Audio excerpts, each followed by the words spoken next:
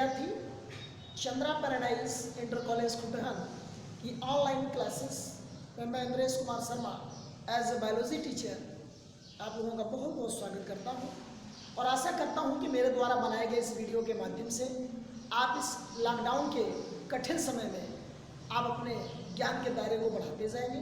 ठीक है, तो बहुत ज़्यादा हम समय यहाँ पर आपका न लेते हुए सीधे आपको टॉपिक पर ले चलते हैं। और क्लास 12 की आज के टॉपिक में मैं आपको जीव विज्ञान की इस क्लास में पढ़ाने जा रहा हूँ पॉली एम्ब्रियोनिक, जिसको हम कहते हैं बहुभ्रूणता। ठीक है, आज का टॉपिक है बहुभ्रूणता, बहुभ्रूणता जिसे हम कहते हैं पॉली एम्ब्रियोनिक, पॉली एम्ब्रियोनिक। अब प्रश्न ये उठता है कि बहुभ्रूणता होता क्या है, बहुभ्रूणता से हम समझते क्या है। ठीक है, तो नॉर्मली जो सिंपल कंडीशन होता है किसी सीड के अंदर, वह कंडीशन यह होता है उसमें जो नंबर ऑफ एम्ब्रियो होता है वह एक होता है, सिंगल होता है।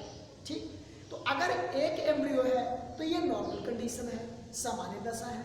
लेकिन अगर किसी सीड में भ्रूण की संख्या एक से अधिक हो जाती है, अब एक से अधिक से आशय हमारा यहाँ 2 हो सकता है, 4 हो सकता है, 10 हो सकता है, 100 हो सकता है, कुछ भी हो सकता है। अगर यह कंडीशन बन रहा है तो हम इस कंडीशन को क्या बोलते हैं, बहुभ्रूणता बोलते हैं, पॉली एम्ब्रियोनिक बोलते हैं। ठीक है, तो हम एक बार फिर से डिफाइन करना आपको बता देते हैं कि कैसे हम परिभाषित करते हैं बहुभ्रूणता को। हम बोलेंगे कि सामान्य दशा में बीज में एक ही भ्रूण का विकास होता है, लेकिन अगर किसी एक सिंगल सीड में भ्रूण की संख्या एक से अधिक हो जाए तो ऐसी दशा को हम बहुभ्रूणता के नाम से जानते हैं। ठीक है, अब प्रश्न उठता है कि बहुभ्रूणता को खोजा किसने था, है ना, बहुभ्रूणता की खोज किसने की थी। तो साइंटिस्ट थे एंटोनी वान ल्यूवेनहॉक। तो एंटोनी वान ल्यूवेनहॉक ये साइंटिस्ट थे जिन्होंने सन 1791 में, किस टाइम पर, सन 1791 में 1791 में इन्होंने बहुभ्रूणता को खोजा था। ठीक है, और किसमें खोजा था, तो आप जानते हैं संतरे का नाम आपने सुना होगा, वही संतरा जो आप खाते हैं, फ्रूट, उसी की बात मैं कर रहा हूँ।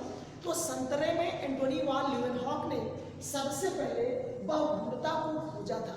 ठीक ना, तो बहुभ्रूणता की खोज की बात करें हम तो एंटोनी वान ल्यूवेनहॉक ने सन 1791 में किसमें खोजा, संतरे में खोजा। ठीक है, अच्छा, बहुभ्रूणता की परिभाषा बता चुका हूँ, एक बार फिर से रिपीट कर देता हूँ कि सामान्य दशा में किसी बीज में एक भ्रूण का विकास होता है, लेकिन अगर एक सिंगल सीड में भ्रूण की संख्या एक से अधिक हो जाए तो हम उस दशा को बहुभ्रूणता के नाम से जानते हैं, है ना। और बहुभ्रूणता की जो खोज की गई थी वह एंटोनी वान ल्यूवेनहॉक के द्वारा सन 1791 में संतरे में किया गया था, है? अब इसके बाद हम बात करेंगे कि बहुभ्रूणता कितने प्रकार का होता है, बहुभ्रूणता कितने प्रकार का होता है, पॉली एम्ब्रियोनिक के टाइप कितने होते हैं, है ना।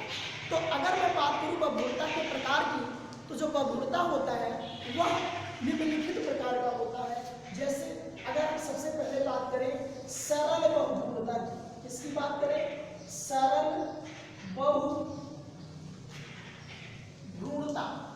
जिसको कहते हैं simple poly embryonic, simple poly embryonic, जिसको कहते हैं सरल बहुभ्रूणता। ठीक है, दूसरा होता है मिश्रित, कौन सा होता है, मिश्रित बहुभ्रूणता, मिश्रित बहुभ्रूणता, जिसको हम बोलते हैं mixed poly embryonic, mixed poly embryonic. ठीक ना, मिक्स्ड पॉली एम्ब्रियोनिक। अच्छा, तीसरे नंबर पर आता है अपस्थानिक बहुभ्रूणता, अपस्थानिक बहुभ्रूणता, जिसको हम कहते हैं एडवेंटिव, क्या बोलेंगे, adventive poly embryonic, adventive poly embryonic, जिसको हम कहते हैं अपस्थानिक बहुभ्रूणता। और इसके बाद नंबर 4 आपको मिलेगा सरल हो गया, मिश्रित हो गया, अपस्थानिक हो गया, और इसके बाद होता है विदलित। क्या होता है? विदलित बहुभ्रूणता। विदलित बहुभ्रूणता जिसको हम बोलते हैं क्लीवेज पॉलीएम्ब्रियोनिक। क्लीवेज पॉलीएम्ब्रियोनिक। ठीक है। अब ये 4 प्रकार के बहुभ्रूणता आपके सामने हैं, जिसमें से कौन कौन सा है? सरल है, मिश्रित है, अपस्थानिक है, और एक क्या है हमारा? विदलित बहुभ्रूणता है। अब सबसे पहले अगर मैं बात करूं सरल बहुभ्रूणता की, कि सरल बहुभ्रूणता होता क्या है ना? तो अगर हम सरल बहुभ्रूणता की बात करें तो सरल बहुभ्रूणता में यह कंडीशन बनता है कि किसी सीड में जो एम्ब्रियो सैक होता है उसकी संख्या ही क्या होती है? बढ़ जाती है। ठीक। और संख्या बढ़ने की वजह से जो बहुभ्रूणता बनती है वो आपकी सिंबल में आती है। मिश्रित की बात मैं अगर करूं तो मिश्रित में बहुभ्रूणता में क्या होता है? जैसे एम्ब्रियो सैक है और वहां पर जो मेल गैमेट अर्थात जो वहां पे पोलन ग्रेन का जो न्यूक्लियस आता है, अगर वहां पर न्यूक्लियस मोर देन 1 आ रहा है तो बहुत सारे न्यूक्लियस के आ जाने से वहां पर जो एंटीपोडल हो जाते हैं, जो सिनर्जिड्स हो जाते हैं, वहां से फर्टाइजेशन हो जाता है और सबसे जाइगोट बनता है, सभी विदलित होते हैं आगे चलकर और भ्रूण का डेवलपमेंट करते हैं। ऐसे प्रकार के जो बहुभ्रूणता होते हैं उसको हम नाम देते हैं मिश्रित बहुभ्रूणता। ठीक है। अब मैं बात करता हूं अपस्थानिक बहुभ्रूणता की। तो अपस्थानिक में क्या होता है कि जो बीजांड होता है उस बीजांड की जो न्यूक्लियस कोशिकाएं होती है, समझ रहे ना? कौन सी कोशिका? न्यूक्लियस की कोशिका। तो न्यूक्लियस की कोशिका ही क्या होती है ना कि सीधे सीधे भ्रूण में डेवलप कर जाती है। और अगर ऐसी बहुभ्रूणता बन रही है हमारी तो हम उसको नाम देते हैं अपस्थानिक बहुभ्रूणता, या इसको बोलते हैं एडवेंटिव पॉलीएम्ब्रियोनिक। अब इसके बाद हमारा आता है विदलित बहुभ्रूणता, जिसको बोलते हैं क्लीवेज पॉलीएम्ब्रियोनिक। विदलित बहुभ्रूणता से हम क्या समझते हैं? जैसे विदलन का मतलब क्या होता है? सबसे पहले तो आप ये जान लीजिए, विदलन का मतलब होता है बंटवारा, किसी चीज को बांट देना। अब जैसे विचार करो कि मेरे हाथ में ये चाक है, अब मैं इस चाक को तोड़ दिया तो मेरे पास कितने चाक हो गए? अब 1 से 2 बन गए। फिर मैं इसको फिर तोड़ दिया, ये 2 पार्ट बन गए। फिर मैं तोड़ दिया, ये 2 अलग पार्ट बन गए। इस तरीके से विदलित होते होते ये चाक की संख्या बढ़ती चली गई। तो यहाँ विदलन से हमारा आशय यह होता है कि जब युग्मनज बनता है, जाइगोट बनता है, तो वह जाइगोट क्लीवेज करता है, विदलित होता है, विभाजित होता है, और विभाजित हो करके जो पार्ट बनता है उसमें सभी पार्ट जब भ्रूण का डेवलपमेंट कर दे तो हम उसको बोलते हैं विदलित बहुभ्रूणता, या इसको हम बोलते हैं क्लीवेज पॉलीएम्ब्रियोनिक। ठीक। क्या बोलते हैं? क्लीवेज पॉलीएम्ब्रियोनिक, है ना? अब एक बार मैं पूरा फिर से रिपीट कर देता हूं। ठीक। सबसे पहले मैं आपको बहुभ्रूणता का मतलब बता दूं क्या होता है। बहुभ्रूणता का मतलब होता है कि भ्रूण की संख्या 1 से अधिक हो जाना, ना कि सामान्य दशा में भ्रूण की संख्या 1 होती है, लेकिन अगर कुछ ऐसी बात बन जाती है कि जहां भ्रूण की संख्या 1 से ज्यादा हो जाए, मोर देन 1। अब यहाँ पर हम काउंटिंग करके तो नहीं बताएंगे कि 2 है कि 4 है कि 10 है कि 15 है कि 20 है कि 25 है, हम मोर देन 1 लगा दिए। अब इसका मतलब बहुत संख्या आ गई कि जब भ्रूण की संख्या 1 से अधिक हो जाए तो ऐसी कंडीशन को हम बहुभ्रूणता के नाम से जानते हैं। बहुभ्रूणता की अगर मैं खोज की बात करूं तो बहुभ्रूणता की खोज करने वाला वैज्ञानिक था एंटोनी वॉन लीवेनहॉक, जिन्होंने सन 1791 में संतरे में किया था। ठीक है। जिन्होंने सन 1791 में किसमें किया था? संतरे में किया था। किसने किया था? एंटोनी वॉन लीवेनहॉक ने किया था, है ना? अब बहुभ्रूणता की अगर मैं प्रकार की बात करूं कि बहुभ्रूणता कितने प्रकार का होता है, तो बहुभ्रूणता जैसा कि आपके सामने मैं यहाँ लिखा हूँ कितने प्रकार का होता है? 4 प्रकार का होता है, जिसमें सबसे पहला बहुभ्रूणता है सरल बहुभ्रूणता, जिसको हम कहते हैं सिंपल पॉलीएम्ब्रियोनिक। सिंपल पॉलीएम्ब्रियोनिक का मतलब यह होता है कि जब किसी बीज में मोर देन 1 एम्ब्रियो बन जाए, एम्ब्रियो सैक बन जाए, मतलब भ्रूणकोश की संख्या ही 1 से ज्यादा हो जाए, तो ऐसे कंडीशन पर भ्रूण की संख्या भी बढ़ जाती है और ऐसे भ्रूण को क्या बोल देंगे? सरल बहुभ्रूणता बोल देंगे। दूसरे नंबर पर हमारा आता है मिश्रित बहुभ्रूणता, जिसको हम बोलते हैं मिक्स्ड पॉलीएम्ब्रियोनिक। मिश्रित बहुभ्रूणता से हमारा क्या मतलब होता है कि जैसे मान लीजिए कोई एम्ब्रियो सैक है। एम्ब्रियो सैक तो आप समझ रहे होंगे, आशा करते हैं आपको पता है एम्ब्रियो सैक ना। तो एम्ब्रियो एम्ब्रियो सैक जिसको हम भ्रूण कोश कहते हैं। अब उस एम्ब्रियो सैक में जैसा कि आपको पता है कि 8 न्यूक्लिएटेड स्ट्रक्चर होते हैं, है ना। अब उसमें से 3 एंटीपोडल की बात मैं कर सकता हूँ, 2 सिनर्जिड्स की बात मैं कर सकता हूँ। तो ये 2 सिनर्जिड्स और 3 एंटीपोडल जो ये न्यूक्लियस है, ये न्यूक्लियस क्या करते हैं कि जब फर्टिलाइजेशन होता है किससे, मेल गैमेट से, अर्थात परागकण से आया हुआ जो न्यूक्लियस है, तो फर्टिलाइजेशन में क्या होता है कि सिनर्जिड से फर्टिलाइज करके भी जाइगोट बनता है और एंटीपोडल जो प्रतिमुख कोशिकाएं होती है वहां से भी फर्टिलाइज करके ज़ुगोमनस बन जाते हैं और फिर आगे चलकर भ्रूण को डेवलप कर देते हैं। और इस प्रकार का जो भ्रूण होता है उसको हम मिश्रित बहुभ्रूणता का नाम देते हैं। तीसरा हमारा है अपस्थानिक बहुभ्रूणता। अपस्थानिक बहुभ्रूणता से हमारा क्या मतलब है, एडवेंटिव पॉलीएम्ब्रियोनी से अगर बीजांड का जो न्यूक्लियस है, अगर वो न्यूक्लियस ही भ्रूण को डेवलप कर जाए, भ्रूण को विकसित कर जाए, तो हम ऐसे भ्रूण को क्या बोलते हैं, अपस्थानिक भ्रूण बोलते हैं। और चूंकि भ्रूण की संख्या यहाँ पर ज्यादा है तो हम इसको बोल देते हैं अपस्थानिक बहुभ्रूणता। ठीक। अब चौथा और अंतिम जैसा कि आपके सामने है, जिसको हम क्या नाम दे रहे हैं, विदलित बहुभ्रूणता। क्या नाम दे रहे हैं, विदलित बहुभ्रूणता।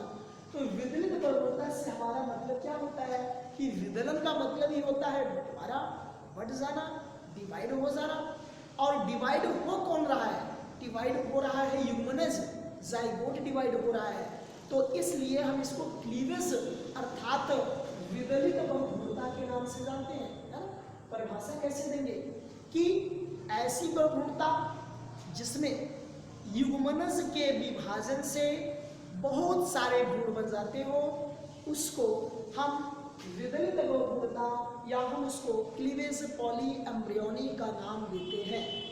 ठीक है, ये तो मैं बात कर लिया बहुभ्रूणता की। ठीक, ऐसा करते हैं कि बहुभ्रूणता में आपको किसी प्रकार की कोई प्रॉब्लम नहीं आनी चाहिए।